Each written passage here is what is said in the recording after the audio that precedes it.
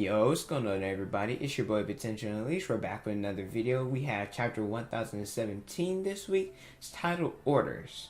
Let's get into it. Now, this week's chapter, it wasn't bad. Was a little bit slow. I don't want to use boring, but like the first half of the chapter, it was a bit slow. But the cover page basically has a chimpanzee putting Buggy's parts back together like it's a puzzle. Nothing more, nothing less. Let's get into the actual chapter. So the chapter starts off with Otama. I think the last two chapters we've basically had Otama going, and she's about to use her Kibidongo powers in order to turn the gifters and pleasurers back to their sides. We also see Jinbei and Who's they're having a conversation. I'm pretty happy and excited about this. I'm gonna be honest with you. I've been looking forward to seeing Jinbei versus Who's for a while, and I think the last time we saw something about them was like chapter 999 or something like that, besides like a couple pictures here and there. But because we didn't see it so much, I would always have my expectations too high for it not to happen, and it finally happened. But in this interaction, Who's basically saying, well, what, we're pirates, you thought this is war, you thought we were going to fight one-on-one? No. And so he says 30,000 versus 5,000, of course we're going to fight dirty. And so basically it's showing how the Straw Hats and the Alliance are overpowered, well, being overpowered and being outmatched. And so Jinbei, he says it's our job. He's talking about the Straw Hats and I guess the faces of the Alliance to deal with those officers. We get a couple pictures. We see Frankie struggling a little bit. We see Duke Dogstorm. I forget what his Japanese name is, but we see him struggling as well. And so it shows that they're tired, that they're a little bit exhausted, but they're still pushing through, proving that Who's point is correct, that they're being a little bit overwhelmed because of how many people are fighting, kind of jumping them, if you will. And then we cut back to Otama. They say that the gifters and pleasurers of the lives floor, they've turned against us. And so Otama, she gives the order to help Luffy, Momonosuke, and the Alliance and take down Kaido.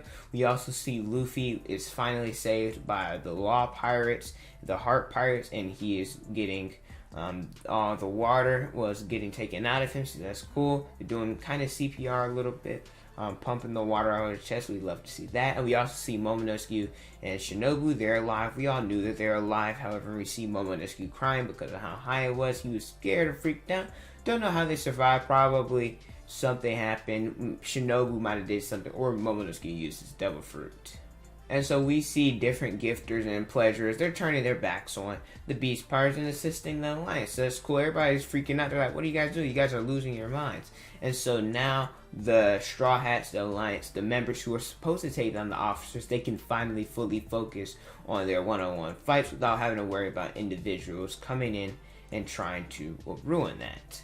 And then we get a shot of CP9 probably talking about how the different commotion that's going on and how the people are switching sides.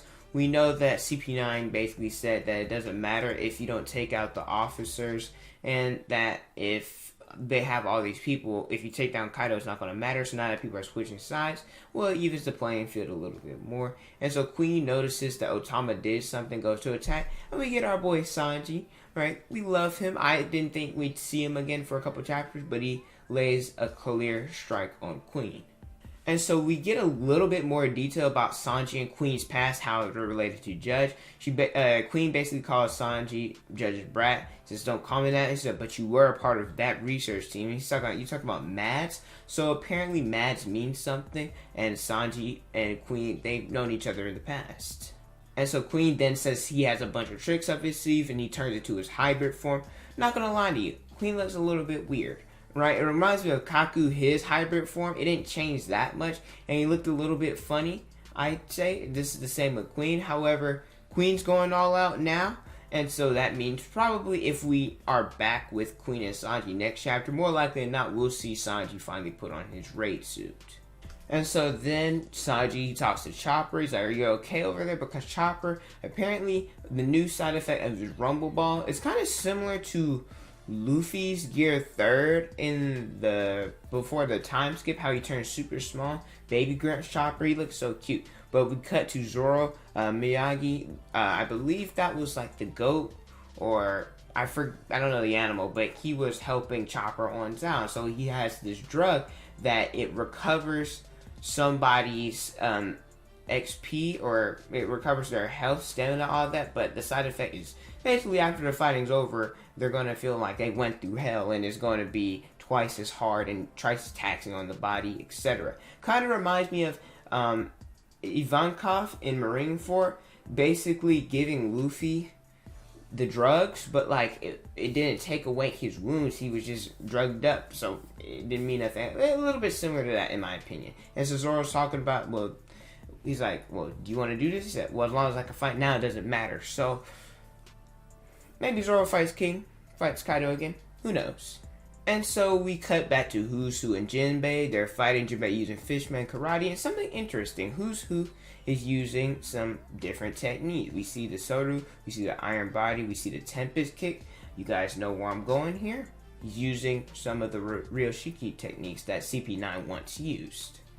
And when you look at his hybrid form, I'd say, or his Devil Fruit form, it looks very similar to Rob Lucci. He said he was basically equal to Rob Lucci in terms of strength, in terms of ability, technique, all that. He was his equal. So Who, basically, I guess you could say, is as strong as Rob Lucci. I dare say even stronger, because we're in the post-time skip and characters are going to have to be stronger than those that we faced before.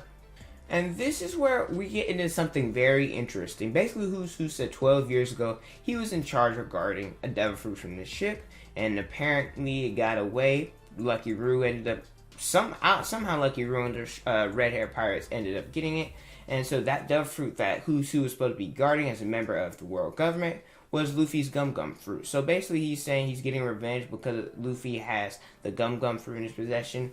What do we know about the Gum fruit? We know nothing. We know it has a lot of potential. So apparently, well, we figured this, but it more than meets the eye, if you will. Luffy Awakening, probably Gear 5, and probably a lot of other stuff has more of an impact.